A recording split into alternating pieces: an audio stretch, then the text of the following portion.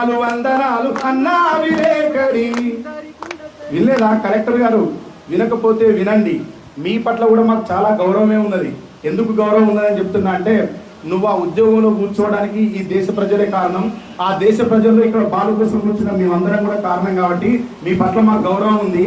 మీరు గౌరవంగా నడుచుకోండి. ఇంకా కూడా గీత దాటి ప్రవర్తించి సెక్షన్లు ఉపయోగిస్తామంటే మీ సెక్షన్లను తిప్పి కొట్టడానికి ఇక్కడ పాట అనే శక్తి ఉన్నది. బాగా గుర్తుపెట్టుకోండి. ఇది అంటుకుంటే రాష్ట్రం అరాచకవాదుల అడ్డా అయిపోయినా కూడా చాలా మౌనంగా చూస్తున్నాం అందరం. ఎందుకంటే ఇంకా ఏదో జరగాలి, ఇంకా ఏమైనా అవగాహన రావాలి ప్రభుత్వానికి, రాష్ట్రం పట్ల చూస్తున్నాం. మేము సరిగ్గా కూర్చుంటే మీరు కుర్చీలో కూర్చుంటే చాలా కష్టమవుతుంది. బాగా గుర్తు పెట్టుకొని బాలు లాంటి జర్నలిస్టులను కానీ ఇక్కడ ప్రజల తరఫున మాట్లాడే ఎవరిని కూడా నిర్బంధించద్దు అని ప్రభుత్వానికి, మీలాంటి కలెక్టర్లకి, మీలాంటి ఆఫీసర్లకి మర్యాదపూర్వకంగా